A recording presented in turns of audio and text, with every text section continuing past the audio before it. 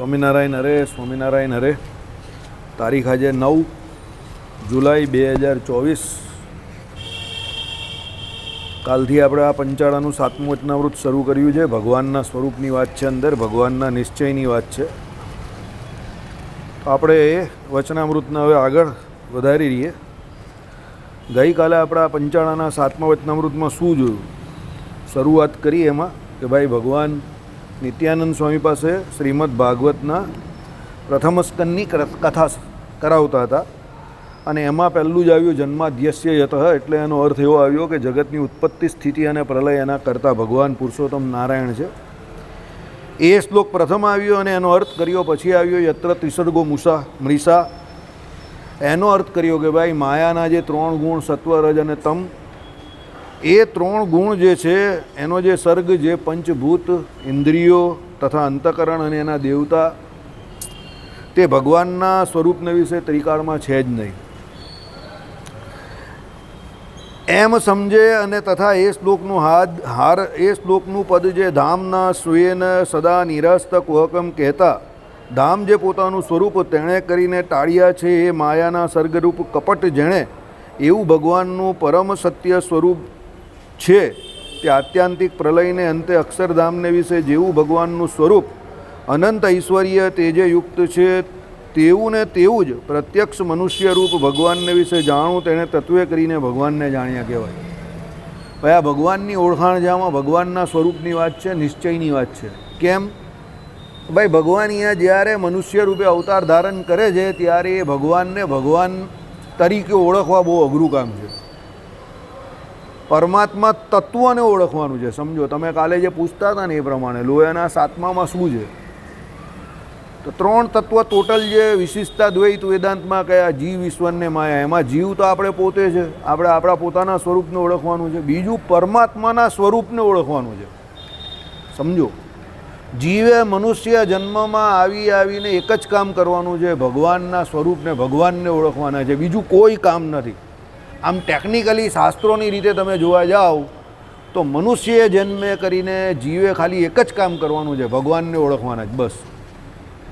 અને ભગવાનને ઓળખી જાય એટલે પછી ભગવાનને ઓળખીને ભગવાનનું મહાત્મય જાણે પેલો, એટલે પછી એ ભગવાનનું ભજન કરવાનો જ છે. સમજો, આઈડિયા આવી ગયો.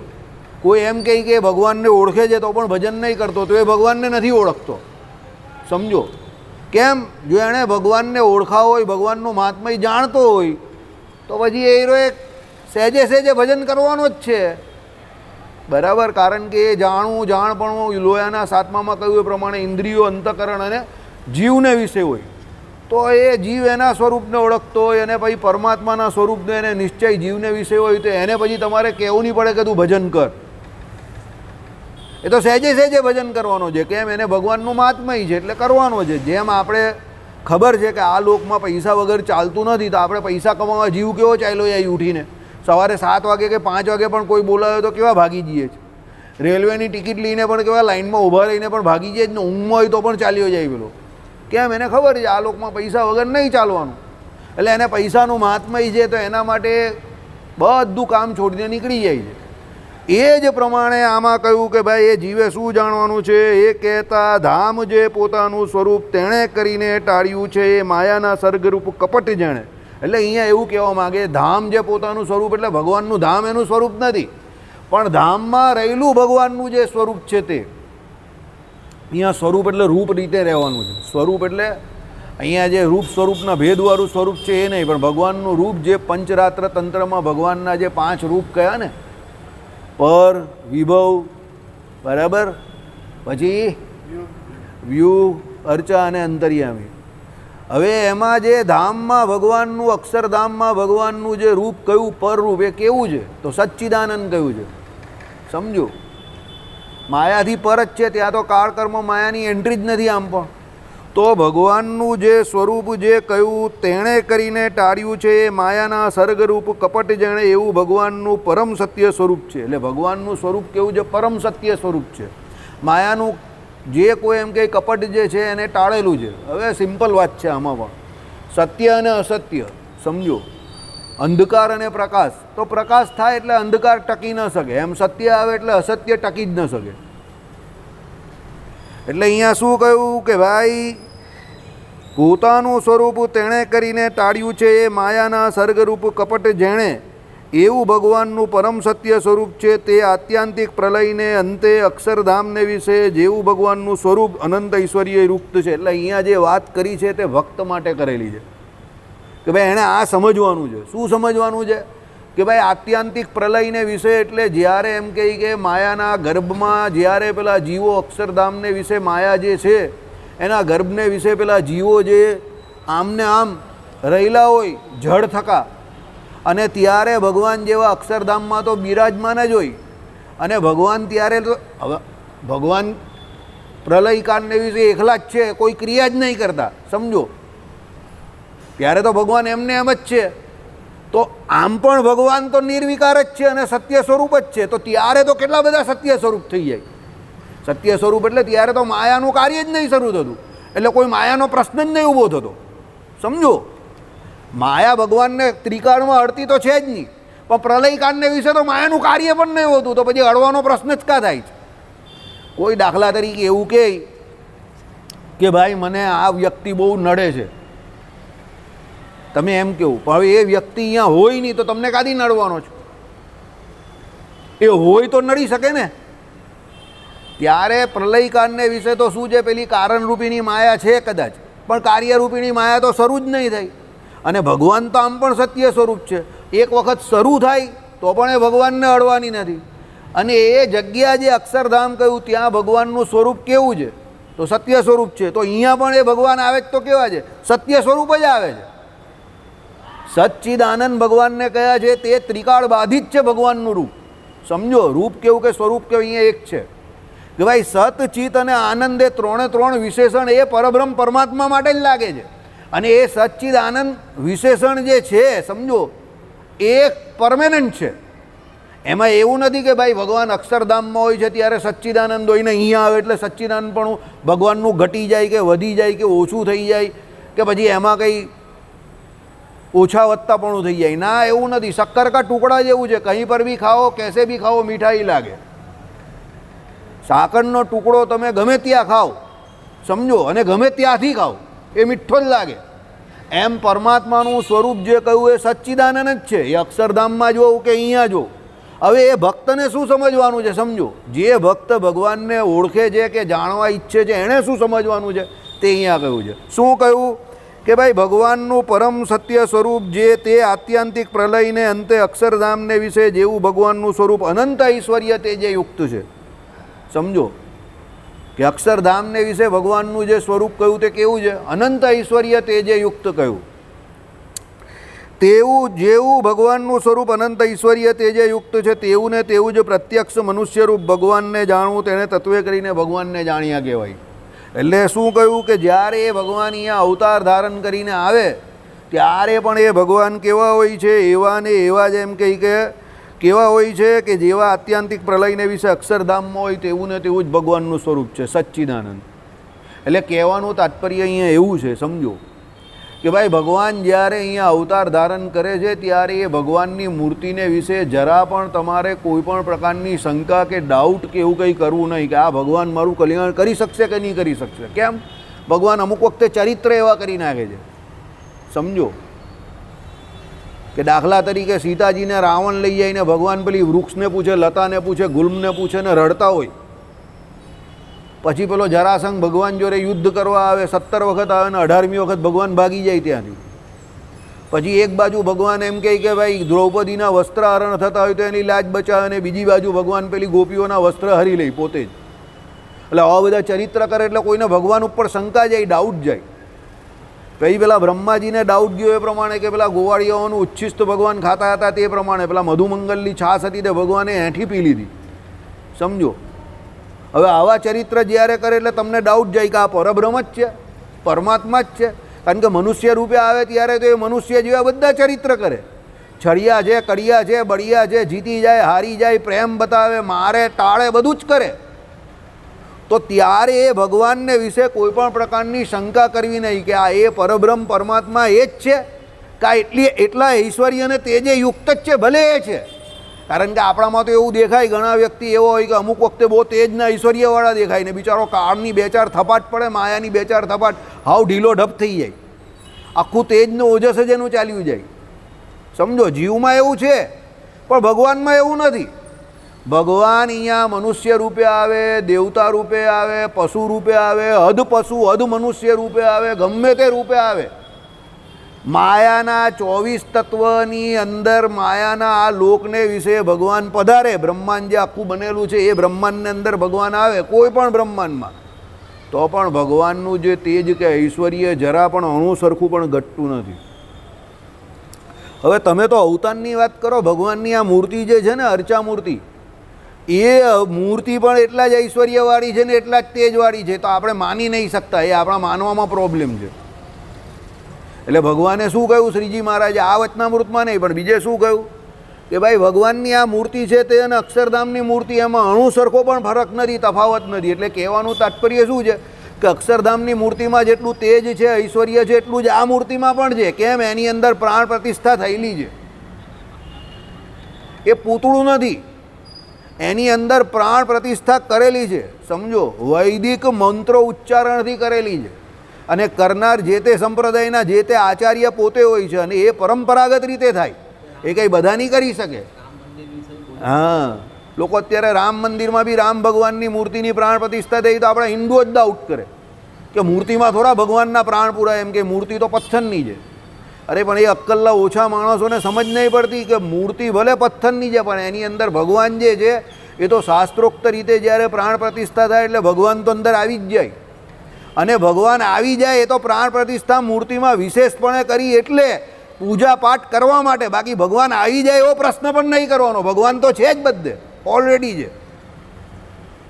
પથ્થરનો ભાવ તો જે નાસ્તિક છે એના માટે છે, બાકી જે ભગવાનનો ભક્ત છે એના માટે તો જળ ચેતન બંનેને વિશે ઓલરેડી ભગવાન રહેલા જ છે.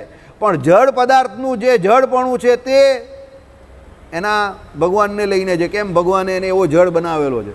ઘણા માણસો જળ નહીં હોતા, તમે ગમે એટલું સમજાવો ન સમજે.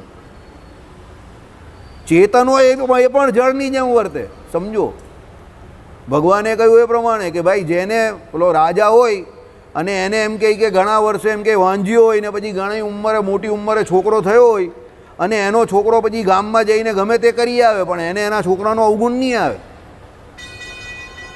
કેમ?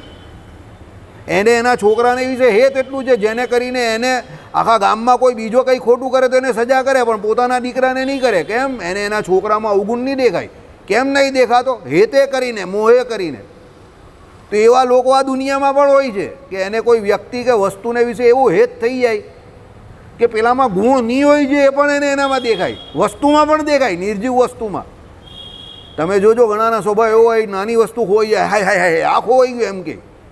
હવે એ ખોવાઈ ગયું એનાથી કંઈ નહીં થાય. મને આજે યાદ છે, હું 16 વર્ષનો હતો તો મારા રૂમમાંથી લોકો, હું ભણતો હતો ત્યારે ચા પીવા જાય. હવે હું એ લોકો જોડે આમ જાઉં, ખાલી હું ચા નહીં પીવું, મને બહુ ચાનો પહેલેથી શોખ નથી એટલો, બરાબર. તો હું જાઉં ખાલી એ લોકો જોડે. કોઈક વખત મસાલાવાળું દૂધ પીવું તો પીવું. એક મહારાજ હતા મારા, એ મહારાજ અમને પીવડાવતા હતા. હવે એમાં થયું કેવું કે એક્ઝામ વખતે ચાનો મસાલો પૂરો થઈ ગયો. ઓ તારી તો ભલી થાય, એમાં તો એટલું બધું ટેન્શન આવી ગયું પેલા લોકોને. ઓહો, ચાનો મસાલો પૂરો થઈ ગયો, સુરતથી મંગાવવો પડશે. આવી હાલત, ચાનો મસાલો પૂરો થઈ ગયો. એમાં તો સુરત યાદ આવી ગયું લોકોને અને મને હસવું જ આવ્યા કરે.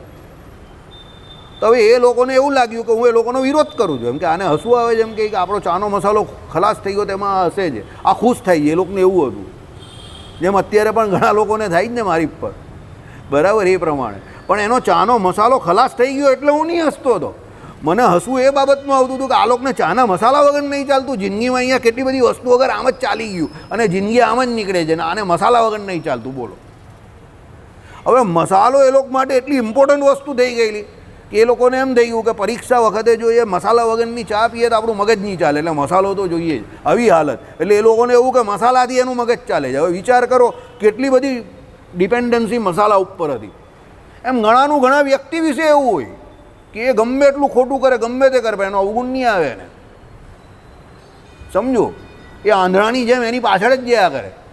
જેમ આ દેશમાં આજે પણ કોંગ્રેસ પક્ષના એક માણસને લોકો મત આપનારા છે ને એની બુદ્ધિનું કેટલું પરિમાણ છે એ આપણે જોઈ લીધું છે, તો પણ એને મત આપનારા લોકો છે આ દેશમાં, સમજો. એટલે તમને એવું થઈ જાય કે ભાઈ ઘણી વખત શું થાય, હોશિયાર માણસને એની હોશિયારી પર ડાઉટ થવા માંડે. કાલા હું જે કરું જ કહું, જે બોલું જ તે બધું બરાબર જ કે ખોટું છે. એકચ્યુઅલી એમાં ડાઉટ કરવા જેવો નથી. દુનિયામાં ગગા લોકો પણ બહુ છે ને એ ગગાને માનનારા પણ બહુ છે, સમજો. એટલે હોશિયાર એની હોશિયારી પર ડાઉટ કરવા જેવો નથી. ગગા ગગાને જ હોશિયાર માનશે તો જ રાહુલ ગાંધીની 99 સીટ આવે ને, તમે સમજો. ખાલી આઈડિયા આમ જરા મગજ ચલવો. નહીં, ગગાને ગગા હારા લાગે, એને હું પેલો ચાલવા નીકળો ને તે કંઈ ચાલ્યો ને હવે ચાલે એને મત આપી દેવાનો, એવું કંઈ જરૂરી છે? તમે સમજો મારી વાત. એટલે કહેવાનું તાત્પર્ય એવું છે કે આ દુનિયામાં દરેક પ્રકારના માણસો છે, બુદ્ધિ વગરના આવા ઘણા માણસો છે, અને એને બુદ્ધિ વગરના લોકો જ ગમશે. એટલે એમાં તમારે કંઈ જીવ બાળવા જેવો નથી કે તમે કંઈ ખોટું કરી રહેલા છે કે તમે ખોટા છો. You stick, you adhere to your truth. તમે તમારા સત્યને વળગીને રહો. સત્ય છે જ ને એ ત્રિકાળ બાધિત છે. જવાબ તમારે નથી આપવાનો, તમારામાં રહેલું સત્ય આપશે. Give the time to your time. તમારે એને સમય આપવાનો છે, સમજો. પરમાત્મા બધે રહેલા છે, બધાને ખબર છે. રોજ રોજ પરમાત્મા કંઈ ચમત્કાર દેખાડે છે? રોજ રોજ ભગવાન કંઈ બહાર આવી જાય છે? પણ જ્યારે ભગવાનને એવું લાગે ત્યારે થાંભલો ફાડીને પણ આવે છે ખરા. આઈડિયા આવી ગયો? એટલે આવે છે ખરા, છે એટલે આવે જ. જો ન હોય તો ના આવે, પણ એ છે એટલે આવે, સમજજો. એટલે દુનિયામાં જે કંઈ થઈ રહ્યું છે એ ભલે ખોટું હોય, એ ભલે તમને એવું લાગે કે કોઈ જોતું નથી, પણ એવું નથી કે કોઈ નથી જોતું, પણ કોઈકની કેપેસિટી આપણા કરતાં ઘણી બધી વધારે છે એટલે એ સહન કરે છે. પણ જે દિવસે એને એવું લાગશે કે હવે આ સહન નહીં કરવાનું, તે દિવસે એને મારી નાખશે. આપણે કાલે જે વાત કરેલી એ પ્રમાણે કે ભાઈ રામો વિગ્રહવાન ધર્મ, સચ્ચિદાનંદની વાત કરીએ આપણે. ચાલો તો ભગવાન રામચંદ્ર તો અહીંયા અવતાર ધારણ કરીને આવેલા ને, મનુષ્ય રૂપે આવેલા, તો રામો વિગ્રહવાન ધર્મ આવું લખેલું છે, બરાબર. એટલે રામ પ્રત્યક્ષ વિગ્રહ, કોનો? ધર્મનું વિગ્રહ જ છે, મૂર્તિ જ આખી ધર્મની છે. તો તમે કહો કે કેવી રીતે? ચાલો તો બતાવીએ. રામ જેવો કોઈ આદર્શ પુત્ર નથી. વરદાન કોણે માંગેલા?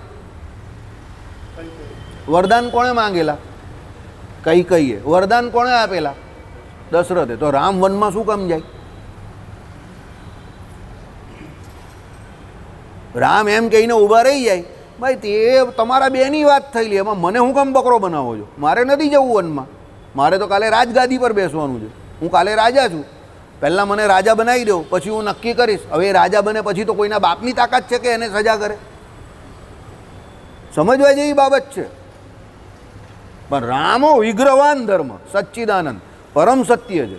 એટલે રામે શું કહ્યું? ના, મારા બાપુજીએ મારી બાને 2 વરદાન આપેલા અને એમાંનું એક વરદાન આવું છે કે મારે વનમાં જવાનું તો મારા બાપાની આજ્ઞા, મારા બાપાના વરદાનની જે કોઈ શાખ હોય, લાજ હોય તે મારે રાખવાની છે. એ રઘુકુંડની શાખ છે, એટલે મારે વનમાં જવું જોઈએ. એટલે રામ વનમાં ચાલ્યા ગયા. રામ જેવો કોઈ પુત્ર નથી, સમજજો. જો દશરથજી નહીં ઈચ્છતા હતા કે તમે દશરથજી પ્રાણ ત્યાગ કરી નાખ્યો રામ વગર, એટલે એનો મતલબ શું હતો? દશરથજી એવું ઈચ્છતા નહીં હતા કે રામ વનમાં જાય, સમજજો. તો પણ રામચંદ્ર ભગવાન વનમાં ગયા. રામ જેવો કોઈ ભાઈ નથી. તમે કહું કેવી રીતે? તો ભરતજી રામચંદ્ર ભગવાનને લેવા આવ્યા, બરાબર, અને શું કહ્યું કે તમે પાછા આવી જાઓ. રામચંદ્ર ભગવાન કહે ના, મારે મારા પુત્રનો ધર્મ જે હું પુત્ર તરીકે જે છે તે મારે નિભાવવાનો છે, પણ તમારી પણ હું શાખ રાખીશ, તમારી પણ હું ઇજ્જત રાખીશ. અને રામચંદ્ર ભગવાને શું કહ્યું? તમે મારા વતી રાજ કરો ને જાઓ. રામ જેવો કોઈ ભાઈ નથી, યાદ રાખજો. ભરત જેવો પણ કોઈ ભાઈ નથી, પણ રામ જેવો પણ કોઈ ભાઈ નથી, બરાબર. કેમ? જ્યારે પણ લક્ષ્મણજીને પેલા મેઘનાદે એમની ઉપર જે શક્તિ છોડેલી, ત્યારે રામચંદ્ર ભગવાન જે કલ્પાન કરતા હતા, ત્યારે તમને લાગે કે રામ જેવો કોઈ ભાઈ પણ નથી. એના 3 ભાઈને સાચવતા હતા. લોકો કહીને ફિલ્મોમાંથી બધું ખરાબ જ શીખવાનું, ફિલ્મોમાંથી ખરાબ. ના, એવું નથી. તમને લેતા આવડવું જોઈએ. તમે સારું લઈ શકો છો, ફિલ્મોમાંથી પણ તમે સારું લઈ શકો છો, 100% લઈ શકો છો. તમને લેતા આવડવું જોઈએ. અને ખરાબ તો દુનિયામાં બધે છે જ, તમારે લેવો હોય તો એ પણ લઈ શકો છો. હવે રામ જેવો કોઈ મિત્ર નથી. તમે કેવું કેવી રીતે? સુગ્રીવ રામચંદ્ર ભગવાનને મળ્યા. રામ ભગવાન હકીકતમાં સુગ્રીવની મદદ લેવાની હતી સીતાજીની શોધખોળ કરવા માટે. પણ પહેલાં સુગ્રીવે શું કહ્યું કે ભાઈ મને મારું રાજપાટ અપાવ, મારી ઘરવાળીને મારું રાજ બંને બાલીએ પચાવી પાડ્યું છે. તો ભગવાને પહેલાં સુગ્રીવને મદદ કરીને બાલીને માર્યો. રામ જેવો કોઈ મિત્ર નથી. બાકી એકચ્યુઅલી તો શું રામને એનું કામ હતું ને પહેલાં કે ભાઈ મારે સીતાજીને શોધવાની જેના માટે તારી જરૂર છે, તો તું પાછો મારી પાસે મદદ માંગે. સમજો. અને રામ સુગ્રીવ કરતાં વધારે કેપેબલ હતા, એ તો બધાને ખબર હતી. કારણ કે જો બાલીને સુગ્રીવ જ મારી શકતો હોય તો એ રામચંદ્ર ભગવાનની સનને શું કામ જાય? રામ જેવો કોઈ મિત્ર નથી. પેલા ગુહુ રાજાની માતાને રામચંદ્ર ભગવાને સાષ્ટાંગ દંડવત કર્યા. પોતાની માતા કૌશલ્યાને કરી એ પ્રમાણે. કેમ? રામ કહે કે આ મારા મિત્રના માતા છે એટલે મારા માતા છે. રામ જેવા કોઈ મિત્ર નથી, યાદ રાખજો. અને રામ જેવો કોઈ શત્રુ પણ નથી. રાવણ પાસે જઈને રામચંદ્ર ભગવાને શું કહ્યું? લંકાની બહારથી મેસેજ શું મોકલો કે તું સીતાજીને લઈ ગયો છે, સીતાજીને પરત કરી દે. મારે લંકામાં મને કોઈ ઇન્ટરેસ્ટ નથી ને તમારા લોકોમાં પણ કોઈ ઇન્ટરેસ્ટ નથી. હું તમારી જોડે યુદ્ધ ન કરીશ. અત્યારનો કોઈ માણસ આ પ્રમાણે કહી શકે ખરો? કેપેબલ હોય તો. રામચંદ્ર ભગવાને લંકામાં આવીને આ પ્રમાણે શરત કરી કે તું મને સીતાજીને આપી દે, મારે યુદ્ધ નહીં કરવું. વિચાર કરો, ક્ષત્રિય થઈને એને ઓફર આપેલી. પણ રામ જેવો કોઈ શત્રુ નથી. પણ રાવણ ન માન્યો તો કુળે સહિત મરી ગયો. કુળે સહિત એને માર્યો તો હકીકતમાં માર્યો કે તાળ્યો? તાળ્યો. એટલે રામ જેવો કોઈ શત્રુ નથી, સમજજો. એટલે કહ્યું રામો વિગ્રહવાન ધર્મ. રામાયણ આપણે જીવતા શીખવાડે છે. કેવી રીતે જીવવું એ શીખવું હોય તો રામાયણ, કેવી રીતે મરવું એ શીખવું હોય તો ભાગવત, અને શું ન કરવું એ શીખવું હોય તો મહાભારત. કે ભાઈ યુધિષ્ઠિર જેવો ધર્માચારી વ્યક્તિ હોય તો એ પણ જુગાર રમે તો આંટીમાં આવી જાય. ત્યારે નિર્ણય એ કરવો બહુ અઘરો છે કે ભાઈ યુધિષ્ઠિર ધર્મ કરતા હતા કે અધર્મ કરતા હતા. પછી યુધિષ્ઠિરને તમારે ધર્મ આચરણ કરવામાં નંબર 1 માનવા કે ન માનવા, એમનું એ કેરેક્ટરનું એ પાત્રનું એ કામ જોઈને તમને એવું લાગે. એટલે મહાભારત તમને એ શીખવાડે શું ન કરવું. ધૃતરાષ્ટ્રએ પુત્ર મોહ કર્યો તો એને કરીને 100 દીકરા એના મરી ગયા. સમજો.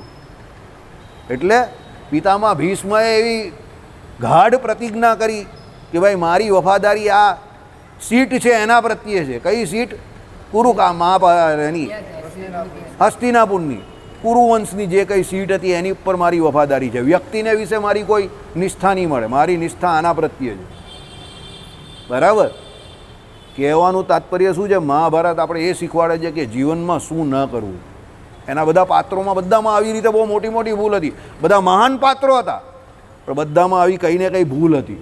સમજો. એને કરીને ઘણા બધા લોકો માર્યા ગયા. એટલે આજે જ સ્વામી વાત કરતા હતા કે જે સભામાં દ્રૌપદીજીની લાજ લેવાનો પ્રયત્ન થયેલો એ સતસભા નહીં કહેવાય, અસત સભા કહેવાય.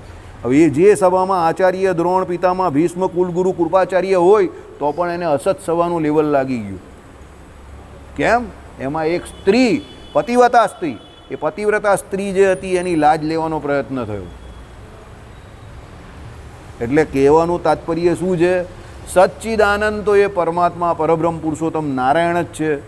અહીંયા આવે અવતાર ધારણ કરે ત્યારે પણ, મનુષ્ય અવતાર ધારણ કરે ત્યારે પણ, અને અક્ષરધામમાં હોય ત્યારે પણ.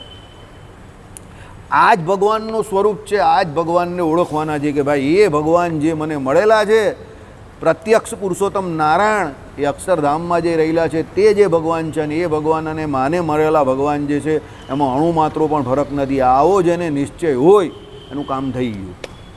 આ વચનામૃતનું હાર્ડ આ જ છે. બરાબર? ચલો. અને એ જ પ્રત્યક્ષ ભગવાનને મૂળ જીવ જે છે તે માયિક દ્રષ્ટિએ કરીને જુએ છે ત્યારે પોતા જેવા મનુષ્ય દેખે છે. અને જેમ પોતે જન્મ્યો હોય, બાળક થાય, યુવા થાય, વૃદ્ધ થાય ને મરી જાય, તેમજ ભગવાનને પણ જાણે છે. મૂળ જીવ એટલે આ જગતના જીવ. એ કે ભાઈ ભગવાન મને આપણામાં ફરક શું? અમારા જૂના ફળિયામાં જ એક હતો, બહુ મોટી નોટ હતો. એને કોઈ કહીને રામ ભગવાન હતા, હોય એમ કે રામ ભગવાન થોડા હતા, રામ તો રાજા હતા, બરાબર. લોકોને એમ થાય કે ભાઈ આની જોડે કોણ માથાકૂટ કરે, એને કાં એ બધું સમજાવવા જાય કે ભાઈ રાજા હતા પણ રાજા રૂપે ભગવાન હતા, સમજો. સાધુ રૂપે ને રાજા રૂપે ભગવાનના અવતાર થાય જ, પણ હવે ત્યારે તો આપણે પણ એટલું નોલેજ નહીં મળે, અને એની જોડે માથાકૂટ કોણ કરવા જાય. એટલે આપણે કહીએ કંઈ કે રાજા હતા, તો આપણે કહીએ હા ભાઈ રાજા હતા, પતાવ નહીં ભાઈ, તારે મંદિર નહીં જવું હોય તો નહીં જાવ. અમે તો જતા હતા. અમે આ બાલાજી રોડના જેટલા મંદિર છે ને, રામજી, રણછોડજી, બાલાજી, એ દરેક મંદિરે નાના હતા ત્યાંના જતા જતા અમે 3 ભાઈ, સમજો. અહીંયા ઓછું આવતા હતા પણ ત્યાં તો જતા હતા. અમે સર્વોપરી ભગવાનને માનતા હતા. રામજી, રણછોડજી, બાલાજી બધા ભગવાનના દર્શન કરી આવીએ અને ગૌશાળામાં જઈ આવીએ. અને બાજુમાં એક લાડુવાળા કાકાની દુકાન હતી, ગોંડના ને ધાણીના લાડુ વેચતા હતા. એ લાડુ 100% ખાઈએ. જાડિયો કાકો તો મારા જેવો. હા, એ નહીં ખાઈએ તો મજા નહીં આવે, અને લાડુ તો ખાવા જ પડે. રામજીના મંદિરની બાજુમાં અને તુલસીના પત્ર લઈએ, બહુ શાંતિ. રામજીના મંદિરમાં તમે આજે પણ જાઓ, બહુ શાંતિ લાગે તમને, સમજો. બરાબર. સૌથી જૂના અને જાણીતા ભગવાન અમારા, પછી અહીંયા આવતા થયા, સમજો. કહેવાનું તાત્પર્ય શું છે? મૂળ જીવ છે એ ભગવાનને ભગવાન ન માને, પણ એ એનો પ્રોબ્લેમ છે. એ કહે કે ભાઈ આ ભગવાન કેવી રીતે કહેવા? આપણી જેમ જન્મે છે, યુવા થાય, બાળ હોય, યુવા થાય, ભૂખ લાગે, ખાય છે, પી છે. પાછા શ્રી કૃષ્ણ ભગવાન 16,108 રાણી રાખે, એક એકને પાછા 10 છોકરા ને 1 છોકરી, એમ કરીને આટલી મોટી ફોજ હોય એની, અને તમે એને ભગવાન કહો? ઓહો, રાત્રે પાછો ગોપીઓ જોડે રાસ રમવા જાય, તો એ કેવો ભગવાન કે? એવું લોકો મૂળ જીવ જે છે તે એવું કહી શકે છે, સમજો. બરાબર. એટલે એ શું કહે કે ભાઈ એ ભગવાનને પણ બીજા જીવ જેવા જ જાણે. અને જ્યારે ભગવાન ના એકાંતિક સાધુના વચનને, 1 મિનિટ, હા બરાબર, એકાંતિક સાધુના વચનને વિશે વિશ્વાસ લાવીને નિષ્કપટ ભાવે કરીને ભગવાનના ચરણ કમલને ભજે છે, ત્યારે એની માયિક દ્રષ્ટિ મટે છે. પછી એ કોઈ ભગવાનના સાધુ હોય જે ભગવાનને ઓળખતા હોય, એને મળે ને એ કહે કે ભાઈ એ રામ કંઈ રાજા નહીં હતા, રામ તો રાજા રૂપે રહેલા ભગવાન હતા. એ શ્રી કૃષ્ણ કંઈ રાજા નહીં હતા, રાજા રૂપે ભગવાન આવેલા. એ સ્વામિનારાયણ કંઈ ત્યાગી એકલા ન હતા, એ સાધુ રૂપે આવેલા ભગવાન હતા. એ પછી જે કોઈ ભગવાનના અવતાર થઈ ગયા, તે તમે દત્ત કેવું કે હવે આના પછી કલ્કી આવશે, તે કે ઘણા બધા અવતાર થઈ ગયા, બુદ્ધ પણ છે તો ભગવાન જ ને, સમજો. બરાબર.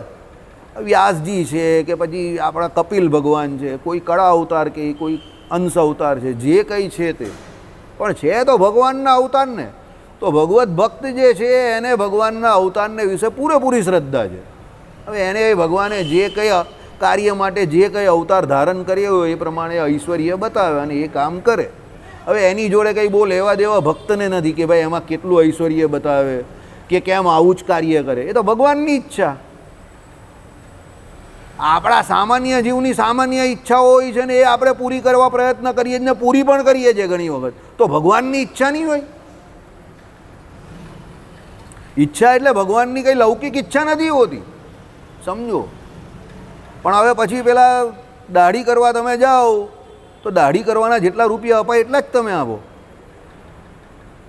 મોટું ગમે એટલું સલૂન હોય, તમે પહેલાં પૂછો ભાઈ દાઢી કરાવી કેટલા રૂપિયા? પેલો કંઈ 500 રૂપિયા, તો તમે નહીં કરાવો. ભાઈ 500 રૂપિયા દાઢી કરાવવાના થોડા અપાય ને. પેલો કંઈ સલૂન છે, મારું એસી છે, પેલો આમ તેમ કરીને કંઈ સુગંધી તેલ બતાવશે તમને, 2-4 જણા પેલા અસ્ત્રાવાળા બતાવશે, બ્લેડ બદલી નાખીએ છે, આ ઇલેક્ટ્રોનિક રેઝર છે, બધું બતાવશે. પેલો કંઈ ભાઈ બધી વાત તારી સાચી, પણ 500 રૂપિયા હું દાઢી કરવાના હું નહીં આપતો, જે આપતો એની પાસે તું લઈ લે, સમજો. હવે તમારી ઈચ્છા છે. બાજુમાં પેલો 50 રૂપિયાવાળો હોય, તમે કહો આ બરાબર છે, ઓકે ચાલ 50 રૂપિયામાં દાઢી થાય. અને પેલો જાન નીચે હોય તે કહે કે ભાઈ આપણે 10 રૂપિયામાં કરીએ. તમે કહો કે કોઈ જોતું નથી તો અહીંયા ઊભા રહી જાઓ, બેસી જાઓ, કોઈ જોઈ જ કા. પેલો કે આપણું બી એસી જ છે, ફૂલ એસી, વરસાદ પડે તો એસીમાંથી પાણી પણ આવે. બોલો, તમારે કરાવી હોય તો કરાવી નાખો. બ્લેડ બદલાવી તમે જાતે લઈ આવો, એ બ્લેડ વાપરું, જાનની નીચે જ કરી દે, ફર્સ્ટ ક્લાસ. એમાં વરસાદનો લાભ પણ મળે, તો પછી તમારે મોડું પણ ધોવાનું થઈ જાય. આમ જ કરીને ઊભા રહી જાવ તો નાહી લેવાનું, કામ પૂરું થઈ ગયું, 10 રૂપિયામાં કામ થઈ ગયું. હવે એ તો તમારી ઈચ્છા છે ને કે તમારે 10માં કરાવી, 50માં કરાવી કે 500માં કરાવી. તો એક સામાન્ય જીવ આ પ્રમાણે એની ઈચ્છા પૂરી કરે તો આ કોણ છે? પરબ્રહ્મ પરમાત્મા પુરુષોત્તમ નારાયણ છે. પછી એમણે જે અવતારમાં જે કાર્ય કરવાનું હોય એટલે એટલું ઐશ્વર્ય બતાવે અને એટલું ઉપયોગમાં લઈએ, એને કરીને કે એના ઐશ્વર્યમાં કંઈ વધઘટ થોડી થઈ ગઈ. સમજો, આપણા જેવા આવું કરી શકતા હોય તો હવે આમાં શું છે સમજો, જે લોકો ભગવાનને એવું કહે કે આ ભગવાન મોટા કે આ ભગવાન નાના કે આમાં ઐશ્વર્ય ઓછું ને આમાં ઐશ્વર્ય વધારે, તે પ્રેક્ટિકલ માણસો જ નથી. તમે એને કહ્યું કે ભાઈ આ સાહેબ આ કાર્યને મને 1000 રૂપિયા આપી દો, તે કહો હોય એમ કે આના થોડા 1000 અપાય, એ 100 રૂપિયા કે 500 રૂપિયા જ આપશે. હવે એને એટલી બુદ્ધિ છે કે આ કામના 1000 નહીં અપાય, તો એટલી બુદ્ધિવાળો ભગવાન નહીં હોય.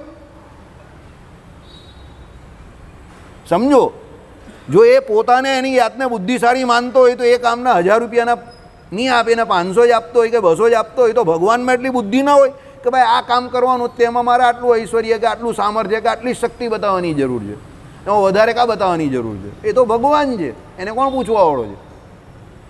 પણ સામાન્ય જે જીવ હોય તે સમજી નહીં શકતા. એ કહે કે ના ભાઈ આમાં તો બહુ ઐશ્વર્ય બતાવ્યું ને આમાં તો બહુ ઐશ્વર્ય ઓછું બતાવ્યું, એટલે આ ભગવાન મોટા ને આ ભગવાન નાના, મારા ભગવાન જ મોટા ને તારા ભગવાન નાના, મારા છે તે જ ભગવાન, તારા છે તે ભગવાન નથી, મારા ભગવાને તારામાં પ્રવેશ કર્યો એટલે તારા ભગવાન કહેવાયા, બાકી છે તો મારા જ ભગવાન. આ બધું શું છે? અજ્ઞાન છે. આ ભગવાન પરમાત્મા તત્વને તમે તમારી બુદ્ધિથી બાંધવાનો પ્રયત્ન કરો છો. જે કેરેક્ટર અમર્યાદિત છે, અનવધિકાતિશય, આવા અપરિછિન્ન, આવા વિશેષણો જેને વિશે લાગેલા છે, તમે એને શું કરો છો? તમારી બુદ્ધિથી બાંધવાનો પ્રયત્ન કરો છો કે ના ભગવાન એટલે આવા જ હોવા જોઈએ, જેને હું સમજું એવા જ ભગવાન હોવા જોઈએ, જેને હું માનું એવા જ ભગવાન હોવા જોઈએ. એવું નહીં ભાઈ, ભગવાન છે, એમને જે કરવું હોય તે કરે, એમના જે કોઈ ચરિત્ર હોય તે બધા જ માનીએ છે. અને હકીકતમાં તો હું તમને કહું, ભગવાન હોય કે ભગવાનના ભક્તો હોય કે કોઈ સંપ્રદાય હોય કે કોઈ મત હોય, જો જે જગ્યા પર પહેલી વખત ગયો ને એને એ ગમવા માંડે ને પછી એની ત્યાં નિષ્ઠા થઈ ગઈ, પછી બહુ ઓછા લોકો એવા હોય કે એ છોડીને પછી બીજે જાય. સમજો, આપણે ત્યાં કેટલી બધી સ્વામિનારાયણની જ બ્રાન્ચો છે, બધી ચાલે છે ને, બધી ચાલે જ છે ને. જે જ્યાં ગયા તે ત્યાં બધા ફિટ થઈ ગયા ને. 10, 15, 20% વેરિએશન કદાચ આમ તેમ થતું હશે, અને અમુક તો એવા હશે કે એને ખબર જ નહીં હશે કે કાં કયું છે, કોણ આચો કોણ ખોટો, બધે જ જતા હોય, દરેક જગ્યા પર જઈને ડંકા વગાડ્યા અને દર્શન કરીને આરતી કરીને ચાલ્યો આવે, એને કંઈ ખબર જ નથી. આઈડિયા એવો હું તમને જે કહેવા માગું છું તેને. હવે જે માતાજીનો ભક્ત છે તે માતાજીનો જ રહેવાનો, જેને જેમાં પહેલી નિષ્ઠા એના પૂર્વના કર્મને અનુસારે થઈ હશે એ માતાજીનો પૂજક રહેશે આખી જિંદગી. સમજો, એવા ઘણા લોકો છે, આપણા સુરતમાં જ છે ઘણા લોકો છે કે જે સવાર પડે એટલે અંબાજી, આશાપુરી માતાને એ લોકોના દર્શન કરવા રોજ જ જાય.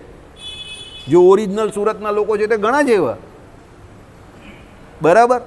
હવે જે કહે કે હનુમાનજીના ભગત છે અમુક, તે આખી જિંદગી હનુમાનજીનું જ ભજન કરતા હોય. જે શિવજીના ઉપાસક છે તે શિવજીમાં જ જાય, જે રાધા કૃષ્ણના છે તે રાધા કૃષ્ણમાં જાય, જે રામચંદ્રના છે તે રામચંદ્ર, રામ સીતા સિયારામના છે તે એમાં જ જાય.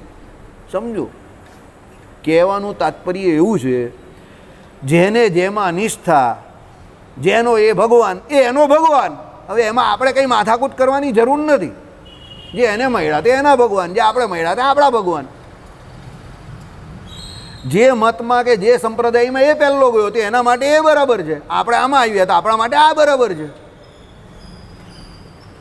એમાં કંઈ ઝઘડો કરવાના કે ભગવાન કંઈ નાના મોટા થઈ જાય કે ઓછા વધતા થઈ જાય એવું કંઈ નથી. એવું પણ નથી કે ભાઈ આ પહેલાં ભગવાન કોઈનો મોક્ષ નહીં કરતા હતા, એવું તો હોય નહીં ને. નહીં તો ભાગવતજીમાં આટલા બધા અવતારો બતાવે કેમ? એવું પણ ન હોય કે ભાઈ અત્યારે આવ્યા ત્યારે જ અવતાર આવ્યા, અત્યારે આવ્યા એટલે જ મોક્ષ થાય છે.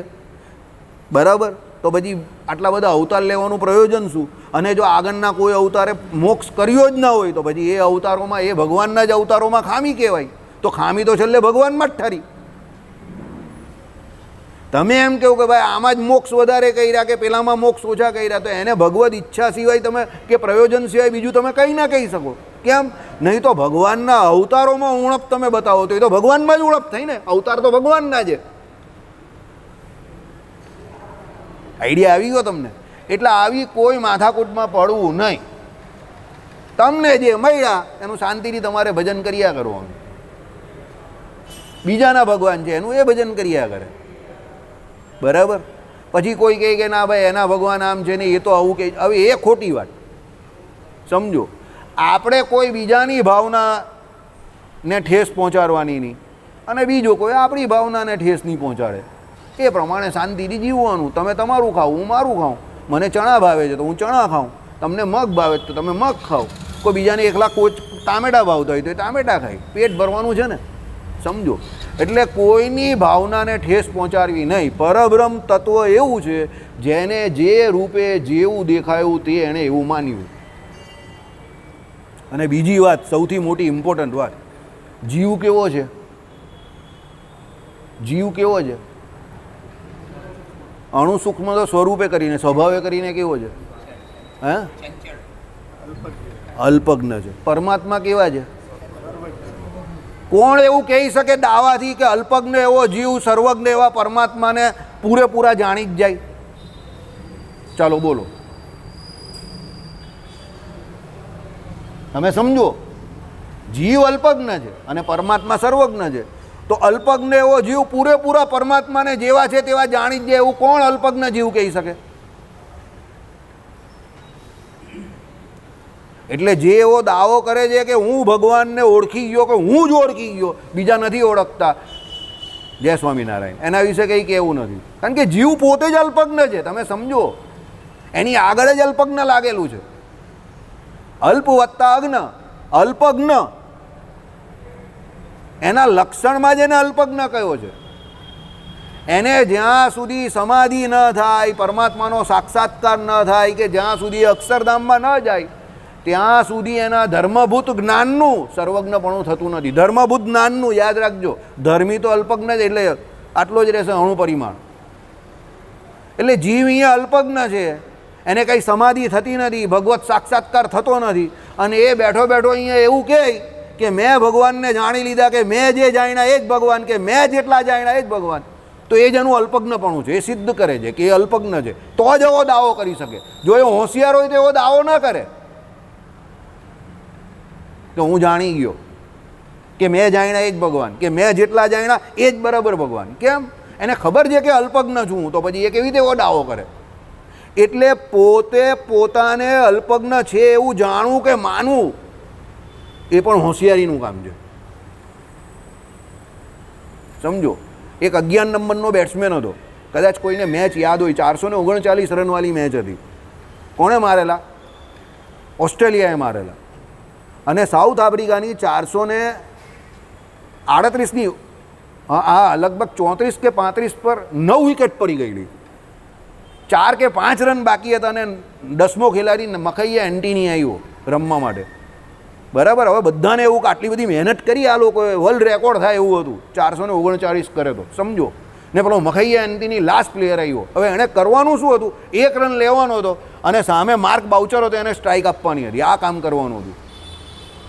પણ ટેન્શન, સામે બોલર બ્રેટલી હતો. બરાબર. પણ પેલા આમ કરીને ટપલો મારીને 1 રન લઈ લીધો અને માર્ક બાઉચરને સ્ટ્રાઇક આપી દીધી. અને પછી માર્ક બાઉચરે સીધો મિડોન પરથી ઉડાઈ નાખ્યો અને ચોક્કો મારી દીધો. સાઉથ આફ્રિકા ઐતિહાસિક વન ડે જીતી ગયું 1 વિકેટથી. 439 રન એ લોકો ચેસ કરી રહ્યા, પણ ઓસ્ટ્રેલિયા, માઇટી ઓસ્ટ્રેલિયન સામે. સમજો. હવે કોઈ ત્યારે જઈને મખૈયા એન્ટીનીને એમ પૂછે કે તમારે ચોક્કો મારી દેવો હતો ને, પેલા સામેવાળાને સ્ટ્રાઇક આપવાની કાંઈ જરૂર હતી? પીલો કે ફકીર મોહમ્મદ માન તો હું નોન સ્ટ્રાઇક પર 1 રન લઈને ગયો ને તું પાછો કંઈ મારે ચોક્કો મારી દેવાનો? અહીંયા મારા કલેજા તો મોડામાં આવી ગયેલા. સામે બ્રેટલીનો હું 11 નંબરનો બેટ્સમેન, મારી એ કેપેસિટી જ નથી કે હું ચોક્કો મારું. મારે તો મારી જાતને બચાવવાની અને સ્ટ્રાઇક પેલાને આપવાની, કારણ કે છેલ્લી ઓવર ચાલતી હતી. સમજો, આવી વાત છે. મખૈયા એન્ટીની 11 નંબરનો બેટ્સમેન હતો, પણ એને ખબર હતી કે હું આ કામ જાતે એકલો નહીં કરી શકીશ, એટલે 1 રન લઈને આપી દઉં. પણ પેલો જીવ અલ્પજ્ઞ છે, ગધેડાને ખબર નથી કે આ જે પરમાત્મા સર્વજ્ઞ છે એને હું પૂરેપૂરા જાણી શકું. એટલે આવા લવારા કરે કે મેં જ જાણ્યા તો હું જ જાણું છું. આઈડિયા આવી ગયો? શ્રીપતિમ શ્રીધરમ સર્વદેવેશ્વરમ ભક્તિ